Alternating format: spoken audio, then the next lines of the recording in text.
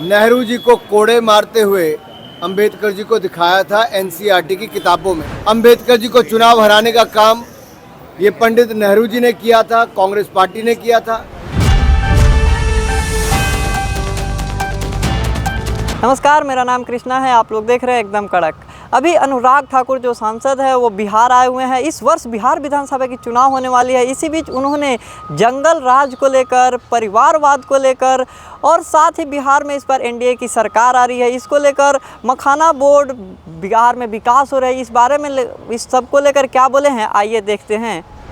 कांग्रेस का बिहार में है क्या? ना कोई नेता है, ना नीति है और नीयत में भी खोट है।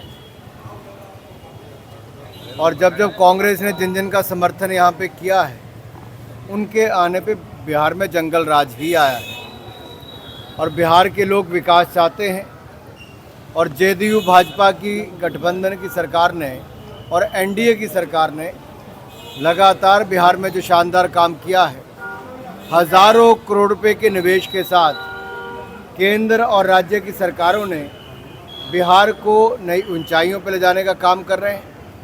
और अगले 5 वर्ष भी बिहार के लिए महत्वपूर्ण होंगे, क्योंकि जिस तरह से यहाँ पर सड़क, रेल, शिक्षा, स्वास्थ्य, अन्य क्षेत्रों में काम हुआ है, वो अपने आप में सराहनीय है।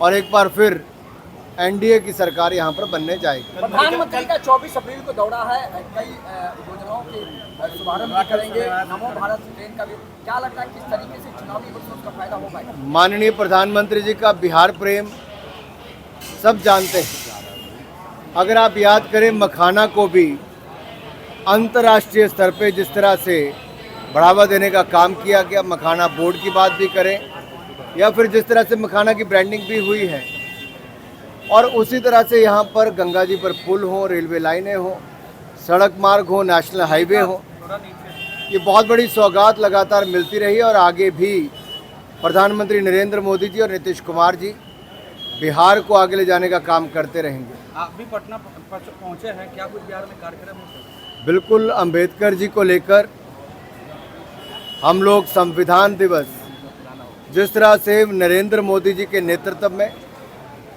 125वीं जयंती 120 देशों में मनाई गई थी, और यहीं पर डॉक्टर भीमराव अंबेडकर जी के पंच तीर्थ बनाकर भी उनको सही सम्मान देने का काम किया। तो भारतीय जनता पार्टी ने, भारतीय जनता पार्टी के समर्थन से ही डॉक्टर भीमराव अंबेडकर जी को जहां एक और भारत रत्न, दूसरी और पार्लियामेंट में भी तेल चित्र उनके नाम पर उनका लगा, तो सेंट्रल हॉल में लगा, संविधान कक्ष में लगा।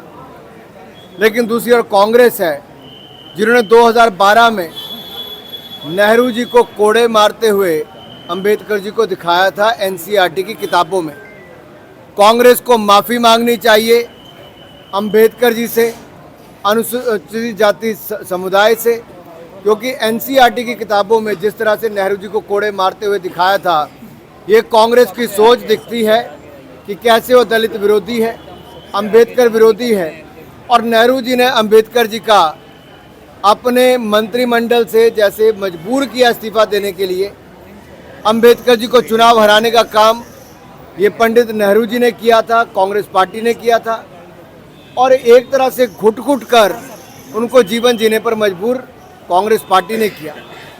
लेकिन सही मायने में अंबेडकर जी को सम्मान दिया तो भारतीय जनता पार्टी ने और नरेंद्र मोदी जी की सरकार ने। राहुल गांधी बोस्टन में है सर, वहाँ उन्होंने फिर से एक बार इलेक्शन कमीशन के कॉम्प्रोमाइज होने का बात किया है, महाराष्ट्र की वोटिंग का हवाला दिया है सर, कैसे देखते हैं इसको? दुनिया भर में भारत को बदनाम करने का काम कांग्रेस पार्टी और उनके युवराज करते हैं।